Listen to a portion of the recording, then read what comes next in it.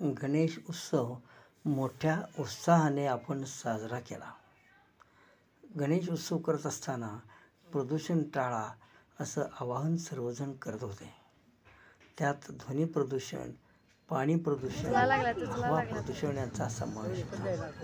पाणी प्रदूषणाचा परिणाम काय होतो पाहायचा असेल तर ज्या खणीमध्ये मूर्ती विसर्जित केल्या त्या खणीतल्या पाण्याचं काय झाले ते आपल्याला पाहता येईल. या पाण्यामध्ये जलचर या विषारी मूर्तीवरील विषारी रंगामुळे मृत झाले हे आपल्याला लगेच पाहता येतं. 2 दिवसानंतरची ही अवस्था आहे. अशा मूर्ती अनंत चतुर्दशीच्या दिवशी विसर्जित करण्यात आल्या, पण त्यापूर्वी इथं घरगुती गणपतींचं विसर्जन केलेलं होतं.